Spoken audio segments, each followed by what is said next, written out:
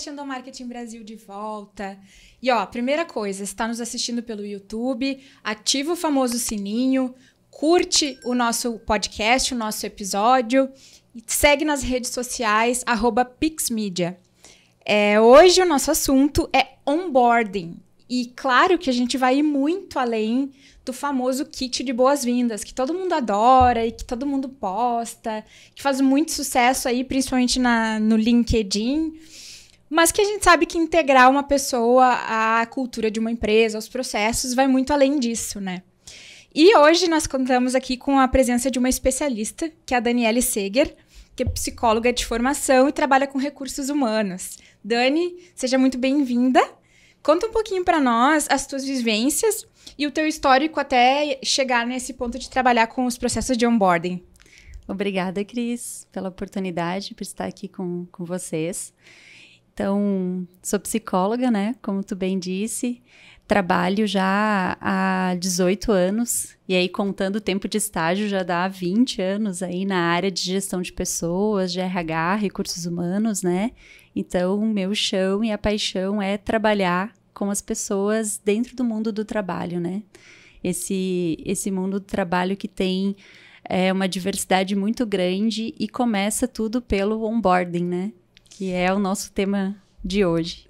Então, vamos começar conceituando, Dani. Explica para nós, explica para os nossos ouvintes o que é o processo de onboarding. Sim. O onboarding é um nome aí moderno, né? A gente gosta de usar na área de RH, de gestão de pessoas, muitas palavras em inglês, que a gente está aí embarcando, né? Embarcando as pessoas. É um nome para o que a gente chamava antigamente de integração, né? A nossa integração dos colaboradores, né? Então, é todo o processo da gente embarcar as pessoas para elas iniciarem, né, dentro da empresa e terem toda a sua trajetória inicial. Então, a integração dela na empresa e no trabalho, no cargo que ela vai estar ocupando, que ela foi selecionada, né? Então, é a antiga integração, é o que hoje a gente chama de onboarding, né? Ele, na verdade, a gente tem um máximo cuidado hoje trabalhando com as pessoas de pensar nesse onboarding desde o processo lá de seleção, né? Então, a gente já está atraindo as pessoas, fazendo o recrutamento e a seleção, a gente já está com esse foco no onboarding, já tem esse olhar em estar embarcando a pessoa já com a marca da empresa e de o que ela vai encontrar quando realmente ela for selecionada e for colaboradora da empresa, né? Muitas vezes se tem um conceito um pouco mais superficial sobre o onboarding, sendo ali aquela primeira semana ou aquela reunião em que a pessoa vai ter uma visão geral sobre a empresa, né? E eu ia até te perguntar, ele começa antes do primeiro dia, certo? Isso. Sim. Antigamente se fazia uma primeira reunião, se apresentava as pessoas. Mostrava onde era o banheiro, onde era o cafezinho. Isso, os principais locais. Aqui vai ser tua equipe, aqui que tu vai sentar, né? E hoje isso vai muito além, né? A gente não tá nem só falando aí da questão do online, do híbrido e de várias modalidades que a gente tem que agora dar conta para estar embarcando e recebendo essas pessoas, mas também de que ela já começa a ser integrada na empresa desde lá da seleção, né? Uhum. Então, a impressão que ela tem do selecionador, né, de como é que a empresa está levando o processo seletivo, se dá retorno, se não dá retorno, de como é que são as primeiras informações que ela precisa quando ela realmente for selecionada, tudo isso é onboarding, né? Uhum. E como que tu explica para nós a importância, né, desse processo de onboarding na construção do relacionamento entre o colaborador e a empresa nesse ciclo de vida aí? O onboarding, ele seria, assim, o primeiro vínculo, né? Então, a importância grande dele é isso, ele é o vínculo, né? Eu costumo dizer que existem algumas bases para a gente poder entender o ser humano que faz a gente ver a importância que o onboarding tem. Então, esse vínculo, para ele ser formado, né, do colaborador com a empresa nova que ele está fazendo parte, passa por ele se sentir pertencendo a essa empresa, Então, quando a gente fala de onboarding, a gente precisa falar sobre pertencer. Então, dentro do que eu pensar nesse onboarding, eu tenho que ter a sensação de que ele realmente vai se sentir pertencendo. Alarme, só um pouquinho. Acontece. De que ele vá se sentindo pertencendo nessa organização, nessa empresa, né? Que ele possa se identificar com o que ele vai encontrar na empresa, de que foi falado para ele no processo de seleção. Então, essas são bases para a gente entender o ser humano que faz com que a gente pense, não, realmente o onboarding é importante. É a primeira chegada dele na empresa. Ele precisa estar se sentindo pertencendo a ela, se reconhecer, se identificar, né? Então, essas bases fazem com que a gente dê uma importância muito grande, cada vez mais, para a entrada das pessoas na empresa, né? E quais aspectos mais importantes na construção desse relacionamento que tu destacarias, assim? Eu acredito que os primeiros vínculos, então, principalmente com o líder. Então, a gente fala muito hoje do perfil do líder anfitrião, o líder que anfitria, né, que recebe, que participa junto dessa recepção, né, desse onboarding do colaborador. Então, um dos principais vínculos é com esse líder. E aí, nos primeiros dias, com a equipe também, com quem ele vai fazer parte, com quem ele vai trabalhar, seus pares, com quem ele vai trocar, né? Fazer as trocas suas do trabalho. Então, esses são os primeiros vínculos que a gente considera bem importante. Por isso, trabalhar muito a liderança. Preparar a liderança para esse onboarding, né? Porque é um vínculo importante. Porque é esse líder que lá na frente vai fazer o acompanhamento, vai fazer as conversas de feedback, né? E tudo isso é parte lá dos primeiros vínculos com ele no onboarding, né? Sim, entendi. E tem uma questão de adaptação às rotinas, à cultura da empresa e também da própria atividade em si, né? Então, tem uma parte que é técnica também que deve ser olhada aí no onboarding? Tem sim, não, com certeza.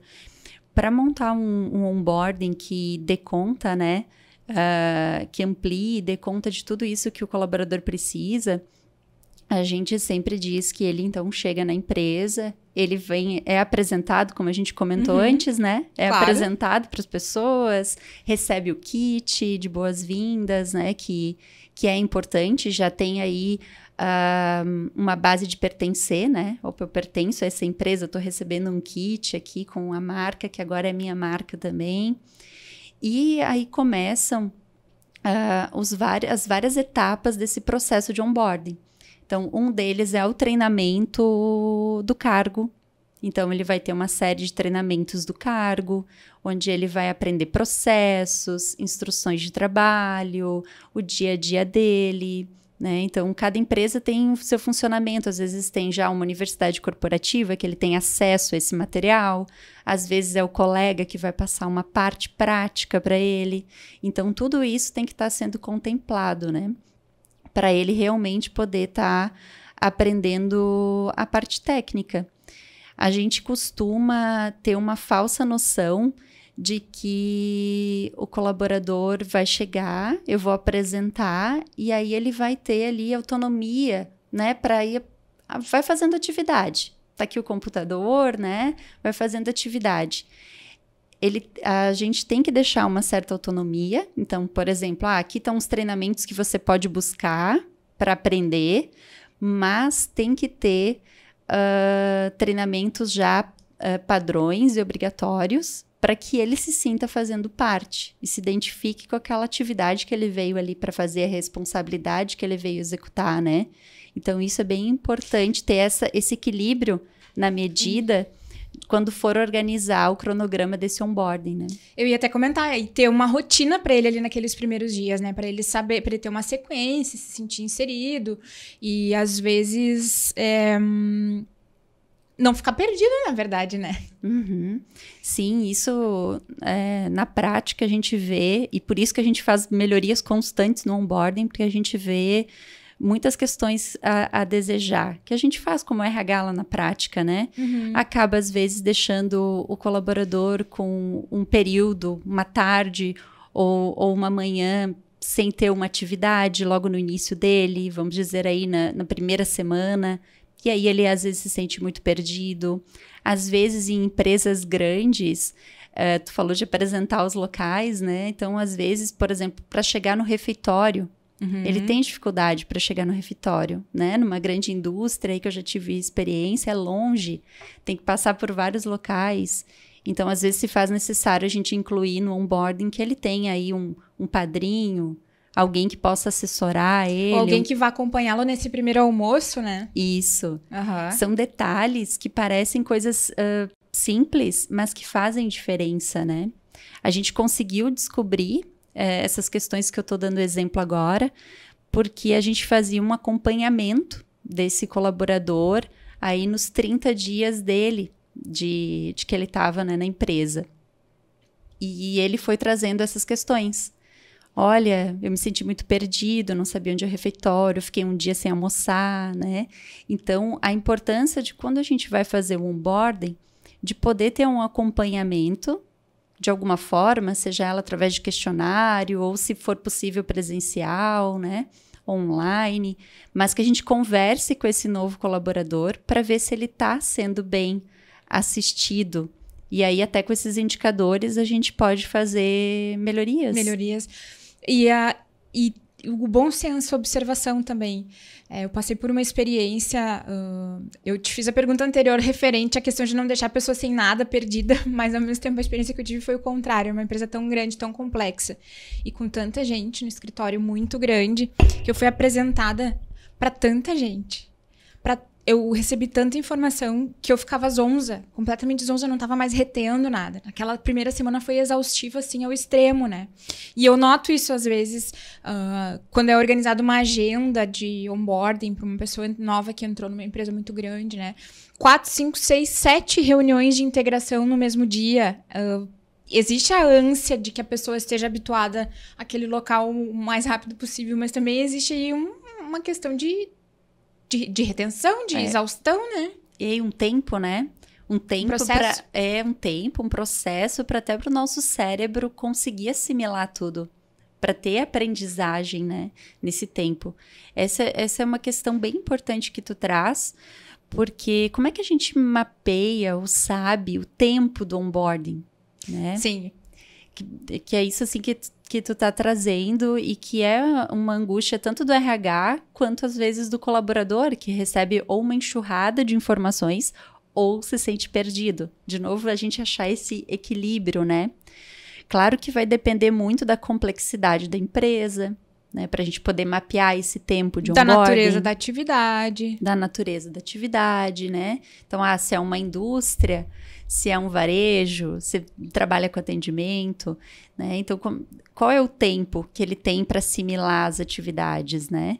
Então, o ideal é quando nós formos mapear o onboarding, isso a gente leva em consideração a cultura e também leve o cargo, né? O que ele precisa? Quanto tempo ele precisa para estar ali assimilando? E a gente sabe, estudando as pessoas e o ser humano, a importância que tem de ter o tempo para aprendizagem, né? Colocar, como tu trouxe o exemplo, 6, 7 reuniões, não tem como... A pessoa, inclusive, pode chegar e dizer, olha, eu não vou dar conta, né? Eu não vou dar conta aqui. Eu já vi casos assim também. Já tivemos casos assim também na prática nas empresas, né? Então, é esse equilíbrio de mapear tanto a complexidade do que ele precisa aprender e ser recepcionado, né? E do cargo dele, né? E às vezes também outro caso que já aconteceu, que eu já vivenciei, entra um novo gestor, né? Alguém de um cargo executivo. E passa às vezes semanas e numa integração com outras áreas, com outros pares. Às vezes até ele tem que fazer uma viagem para conhecer uma outra sede, alguma coisa assim. E pela experiência que eu vivi, em detrimento da sua própria equipe.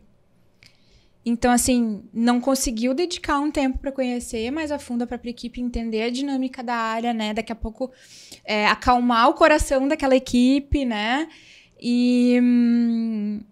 Então, eu acho que... Tô pensando que tem que ter uma visão completamente holística, assim, né? De pontos de contato dessa pessoa com o ambiente que ela tá chegando. Sim.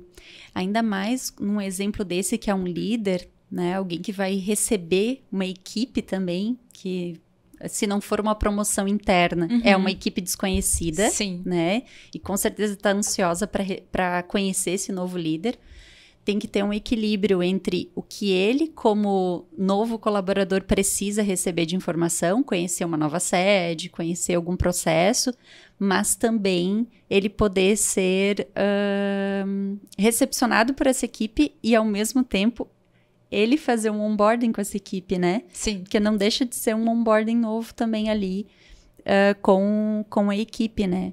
Então, acho que a base, quando a gente for pensar, é pensar nesse ser humano que está entrando. A gente poder pensar nessa humanização. É uma palavra que às vezes a gente usa, mas na prática pouco, né? Humanizar. O que esse ser humano precisa, né? Ele vai ser um líder daquela equipe, mas ele também precisa se sentir acolhido. E aquelas pessoas que são da equipe dele precisam se sentir acolhidos, estão ansiosas para receber esse líder. Então, sempre gosto de voltar para a base, né? A gente pode fazer várias questões no onboarding, mas que a gente possa voltar para essa base que é importante. O foco do onboarding é acolher, né, recepcionar, criar vínculo, para que ele possa se sentir pertencendo nessa nova empresa, né? Então, acredito que isso, sim, sempre quando a gente vai montar, planejar, construir, elaborar um onboarding, que a gente possa estar ali usando várias ferramentas, metodologias, trazendo inovação, mas que a gente volte para o objetivo principal dele. Acho que isso sempre é muito importante, assim. Então, a gente pode dizer que um onboarding bacana, ele é aquele que tá olhando pro ser humano, tá focando nesse ser humano, né? Sim. E a gente vê as empresas aí direcionando muita energia para os famosos kits, né? E quem não gosta de receber, e eles são muito fofos, né? Muitas vezes, assim. Mas vamos pensar o que mais que faz diferença, né, Dani? Daqui a pouco, ferramentas também, ou coisas legais que não se dá tanta atenção, mas que podem ser importantes. Sim. Até quando a gente faz workshop aberto sobre onboarding, né? Fala sobre isso. Todo mundo tem a ansiedade do kit, né? Quais são os kits mais inovadores ou que as pessoas se identificam? E realmente os kits são importantes, né? Todo mundo gosta de receber um mimo, algo que identifique com a empresa, né? Para a gente poder ir além desse kit, tem uma ferramenta que eu considero muito importante que seja feita no momento do onboarding, nesse processo. Quando a gente for montar esse cronograma do onboarding, que a gente leve em consideração uma ferramenta que ela é muito simples de ser feita, mas complexa no sentido que envolve conversa, né? Envolve ouvir e falar, né? Ouvir com atenção, falar com intenção, que é o acordos e expectativas. É uma conversa. Que legal. É uma conversa. Seria, vamos dizer assim, o início, o start dos próximos feedbacks, das próximas conversas de acompanhamento e feedback, que é o acordo e expectativas. Então, o líder e esse novo colaborador vão sentar e vão conversar, seja online ou presencial, mas a importância é que eles deixem um momento para conversar sobre as expectativas que tem, que isso já vem lá da seleção, né? O selecionador já vem sabendo dessas expectativas do novo colaborador, mas esse líder precisa acolher isso. Quais são as expectativas? Então, o colaborador é incentivado a falar tanto as expectativas que ele tem entrando na empresa, ter carreira, aprender novas atividades, ter desafios, entrar em projetos. Aí depende muito, né? Tô dando aqui exemplos de quais são as expectativas que ele tem. E o líder traz as expectativas deles também. Essa é a primeira camada do acordo de expectativas. E aí eu falo também de uma segunda camada, que essa às vezes é a mais difícil de ser conversada nas empresas, pelo que a gente pode perceber, mas é essencial, que é, olha, eu como colaborador, eu gosto de fazer perguntas. De repente ele vai dizer, olha, eu não precisa ficar me chamando toda hora, depois que tu me passar a atividade, eu já sei o que eu vou realizar. O líder pode dizer para esse colaborador, eu vou precisar sempre fazer conferências contigo, então uma vez na semana a gente vai conversar. Tem líderes que não, né, que vão deixar isso mais solto, e o colaborador, quando tiver dúvidas, vem e pergunta. Então, esse tipo de conversa, de acordos e expectativas, já vai levar o comportamento, tanto desse líder quanto desse colaborador. É abrir a primeira parte, assim, de conversar e de se conhecerem enquanto líder e colaborador. O quanto mais a gente puder ir para a segunda camada, para ir conhecendo e não deixar só nas expectativas, por exemplo, o líder tem a expectativa que o colaborador chegue, já aprenda ali em 2 semanas a fazer um relatório que para a sua atividade é importante e já apresente. Mas isso não ficou claro, né? E o colaborador está inseguro e de repente não vai apresentar. Estou aqui citando exemplos de que fazem parte dessa conversa de acordos e expectativas. A gente tem visto empresas que fazem isso e tem tido resultados muito bons. Para isso, precisa ter tempo, né?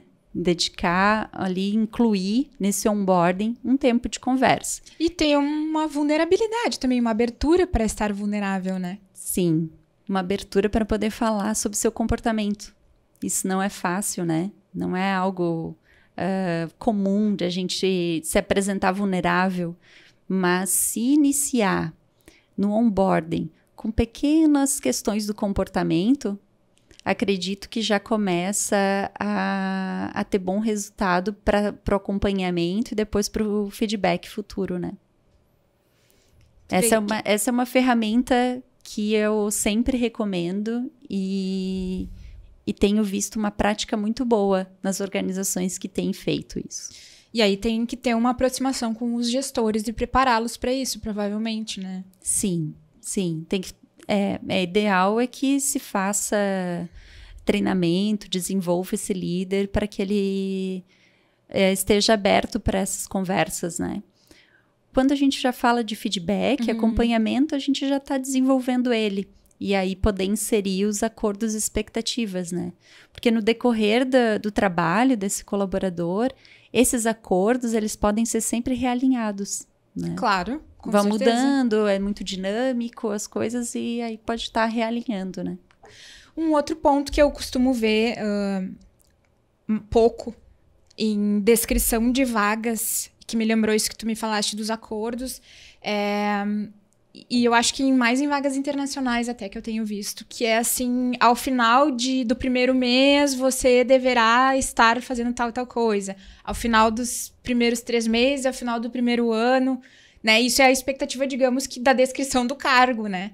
Mas eu enxergo isso como um bom norteador para a pessoa entender o que é esperado dela, né? É um bom guia, né? É um bom guia para ela poder... Ela já consegue, a empresa que tem isso, ela já consegue ver o que ela precisa estar se desenvolvendo, o que ela precisa estar ou fazendo o que a empresa oferta, né? Treinamentos, questões internas, ou que ela mesma precisa buscar como autodesenvolvimento, né? Então, é um guia muito bom quando a empresa já tem essas descrições, já consegue ter essa relação dos processos, né? E quais são os principais desafios que as companhias costumam enfrentar com relação ao onboarding? Eu costumo dizer que a gente tem dentro das organizações várias muletas, assim, que a gente acaba se amparando, né? Uma delas, e o principal que as empresas sempre trazem é o tempo. E o tempo? Como é que eu vou ter tempo para conversar com esse colaborador? Tempo para a equipe parar e conversar receber, fazer os treinamentos, né? Então, esse é um desafio muito grande. Às vezes a gente já viu até caso de colaborador entrando novo e o líder entrou de férias, né? Bem no período que ele está entrando novo na empresa. Então, o tempo é algo real, né?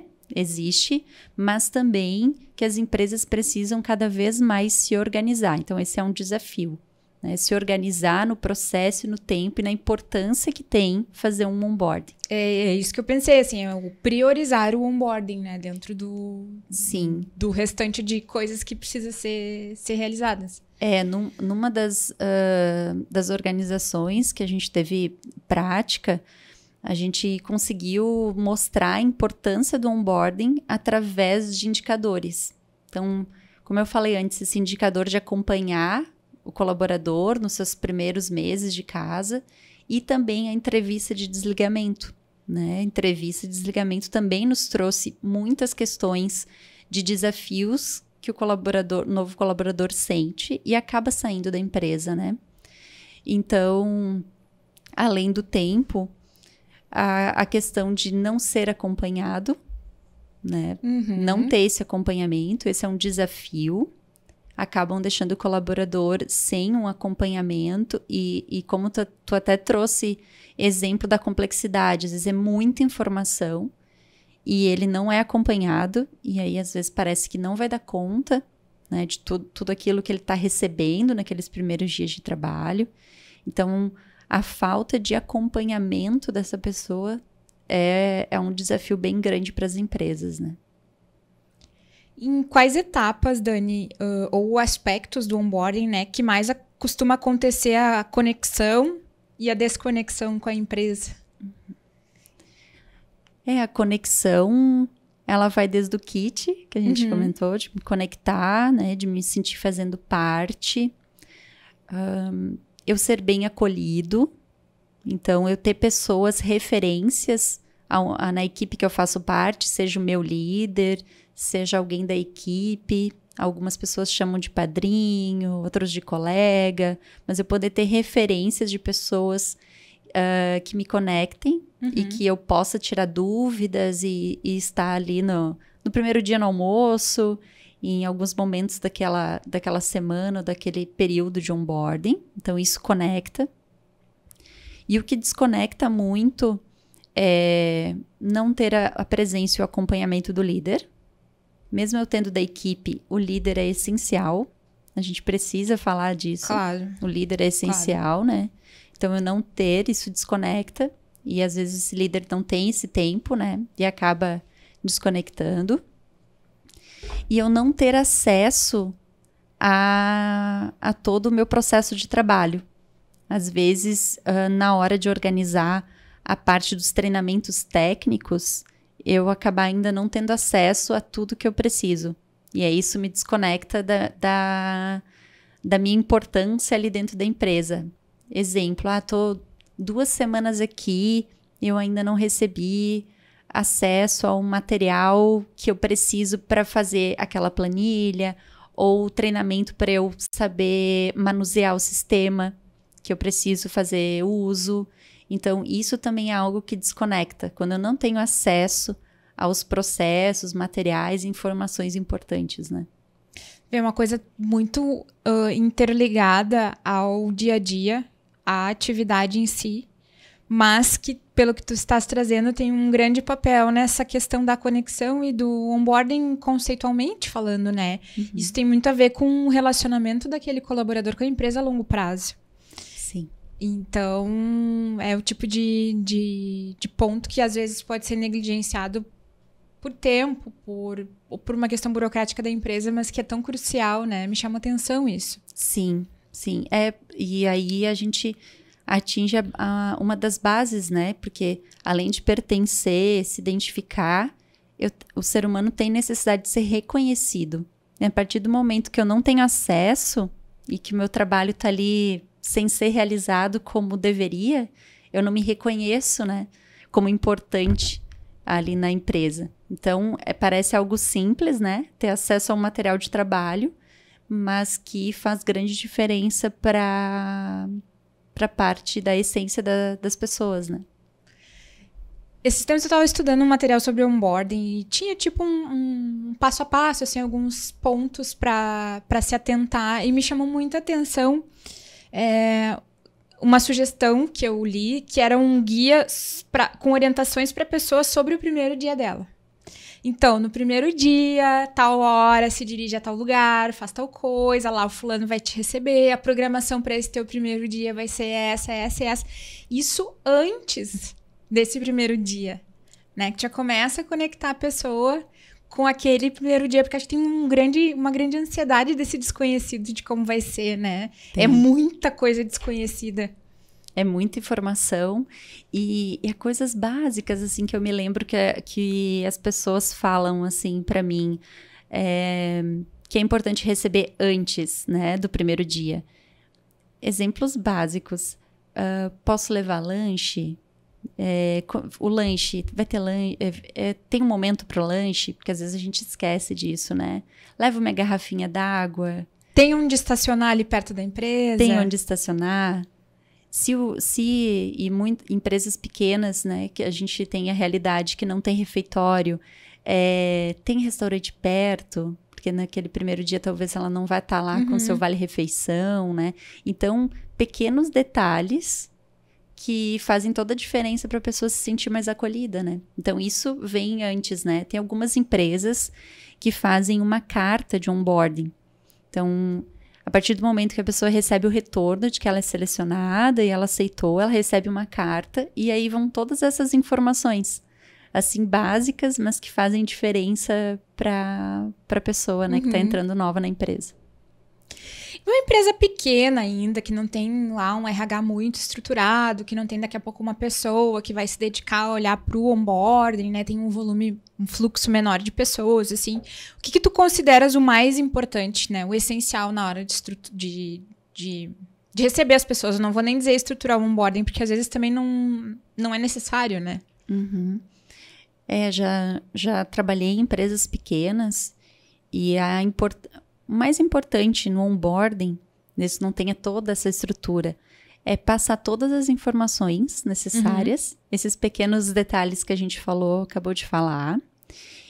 E se eu pudesse escolher, o que dá ênfase seria no líder, estar com essa pessoa nesse primeiro dia dela ou nos primeiros dias, para estar podendo fazer acordos de expectativas, conversar, explicar a área, a importância das atividades que ela vai desenvolver, acesso às informações. Então, esse vínculo com o líder seria o que eu traria para as pequenas empresas que não têm uma estrutura de onboarding, que esse líder pudesse estar presente e junto nessa recepção, nessa integração, criando vínculo já desde o início, né?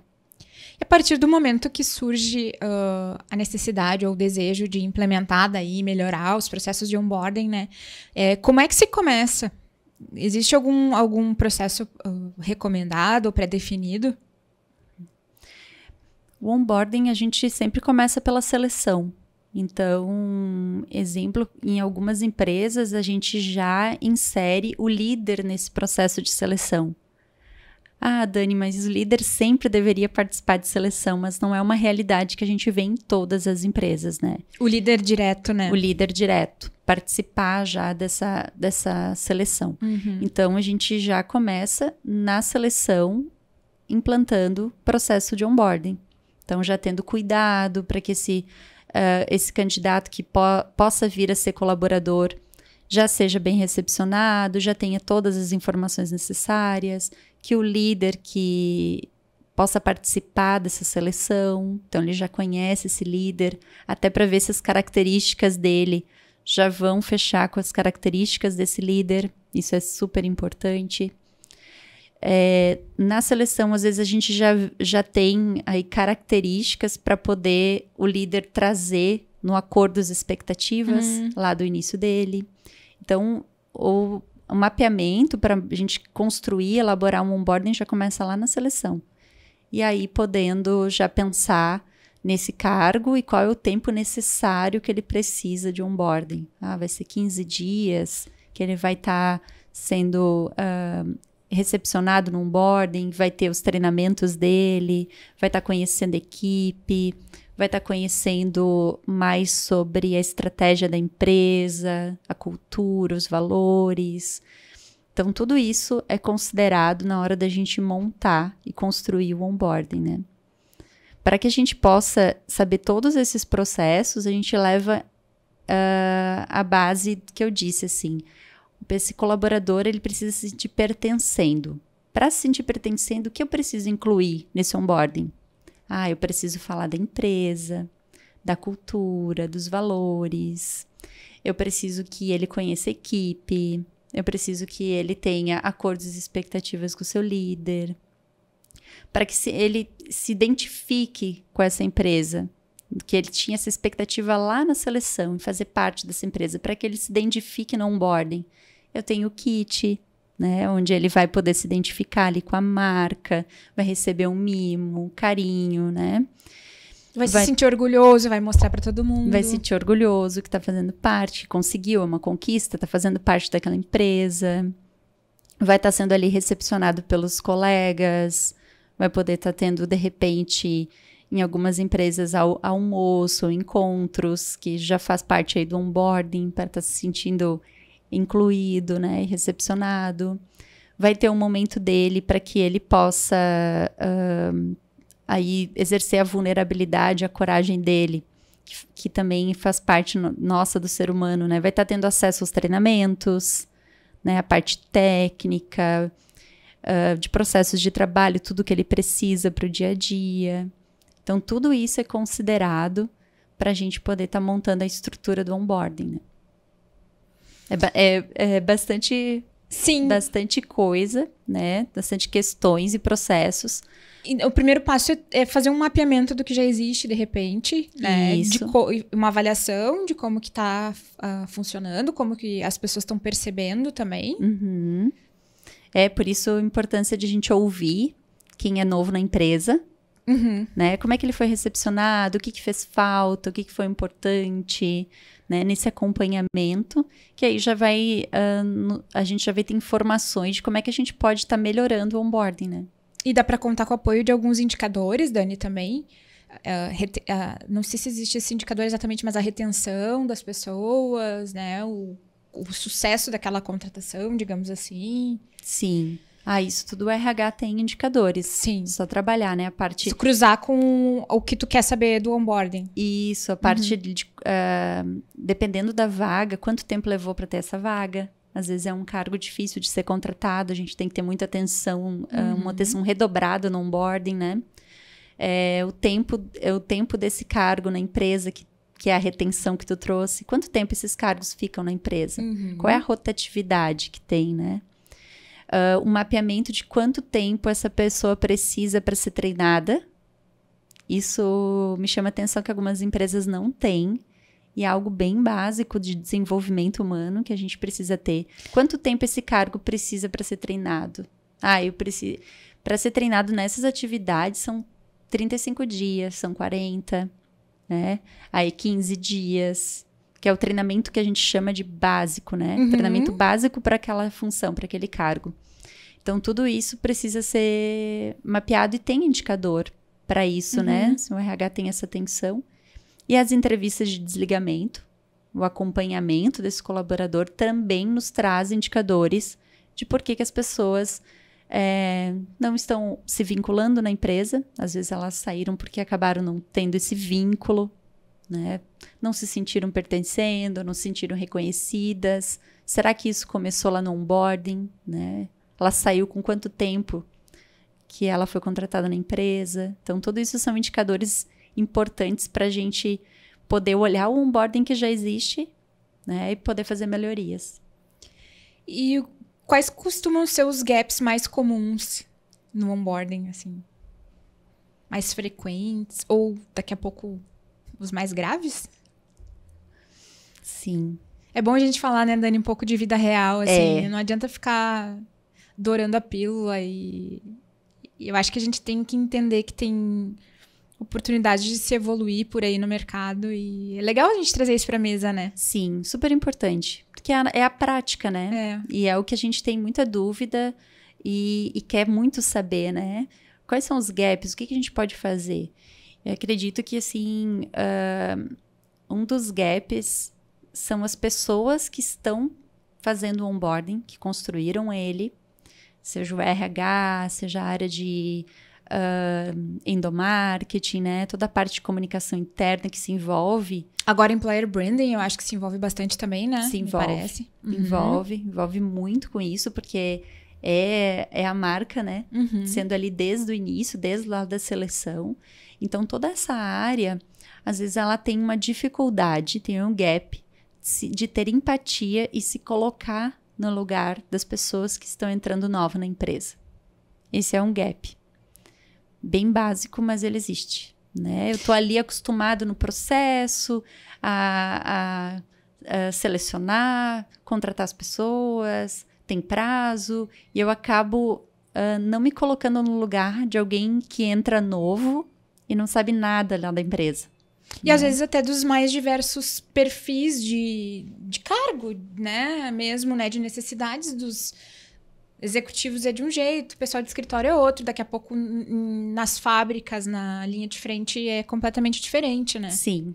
É o que a gente chama daí de a gente poder mapear as personas, né? Então, assim, é possível fazer um onboarding igual para todo mundo que faz parte da empresa, dependendo da complexidade da empresa e dos cargos, não tem como fazer isso. Eu preciso olhar para as pessoas, para as personas, né? Então, se é um líder, se é alguém que está na indústria, se é alguém que está no varejo, né? Então, essa é uma dificuldade que as empresas têm quando tem muitas unidades de negócio, né? Eu trabalhei numa empresa que tinha 22 unidades de negócio. Cada uma delas é um onboarding diferente. Sim. Ela tem uma base que é da cultura desse grupo, mas é um onboarding diferente. Ela está localizada numa região do país, né? Ou num país diferente. Então, eu tenho que olhar para toda essa realidade na hora de construir. Então, isso é um gap também que existe. De eu acabar olhando todo mundo, né, da mesma forma e não se colocar no lugar daquele cargo, daquele local que a pessoa está fazendo parte da empresa, né? Vê que interessante. Dani, algum ponto que a gente não falou sobre onboarding que é legal a gente compartilhar? De repente a gente pode comentar um pouquinho sobre o papel do endomarketing, da comunicação interna nesse processo, né? Eu acredito que tem aí uma questão de apoiar com materiais de divulgação sobre a empresa, daqui a pouco com a formatação de alguma ação. Tu vês mais alguma oportunidade de sinergia? A parte de endomarketing, de comunicação interna, ela ajuda a pensar o brinde.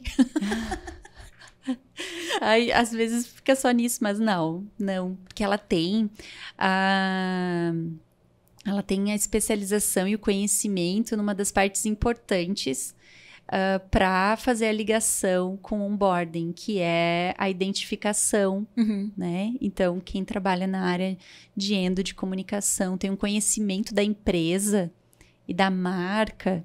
E até das personas. E das personas. Então, ela tem aí muito a construir em conjunto, né? Para poder estar tendo o objetivo de que aquele novo colaborador realmente se identifique com essa marca. Se identifique com a forma de se comunicar, a forma de se expressar, de estar se relacionando com o cliente, né, tanto interno quanto externo. Então, a área de comunicação interna é uma parceria que é para funcionar em sincronia, né, com a área de gestão de pessoas na hora de estar construindo um onboarding, né. Tem toda essa linguagem e comunicação. As narrativas, os conceitos, né. Sim. Até para esse colaborador novo, na hora de estar divulgando o seu kit, ou na hora de estar ali fazendo toda a parte no LinkedIn, nas redes sociais, essa narrativa está identificada de acordo, né, com a empresa que ele está fazendo parte, né? E a área de endomarketing é fundamental para isso, né? Que legal, pessoal. Então, a gente vê que é um tema que geralmente está muito vinculado à área de recursos humanos, né? Mas sempre tem sinergia, a gente sempre tenta trazer aqui, entender como que a gente tem oportunidades de atuar e de ser mais estratégico no endomarketing, na comunicação interna. E na minha visão, a gente se aprofundando nesses assuntos, né? Conhecendo o que funciona, o que não funciona, o que é ser superficial, o que é ser mais estratégico, sempre vai agregando ao nosso repertório e vai ajudando na hora de planejar e de... Se tiver que botar a mão na massa e liderar o processo, beleza, vamos embora. Mas também se for para dar uma consultoria mais voltada para a questão da comunicação, também vai estar se sabendo onde está se pisando, né? Então, eu acho bem bacana a gente sempre fazer esses links. Não, é importante... E o intuito é que seja sempre uma parceria para ter melhores resultados, né? Nas empresas que a gente trabalha, que tem essa sincronia do endomarketing com RH, o resultado é muito melhor, né? Potencializa, né? Potencializa, com certeza. Que legal. Dani, obrigada. Um prazerzão te conhecer. Prazer te conhecer também. É muito bacana a gente falar sobre esse tema... tão relevante aí na jornada do colaborador, né?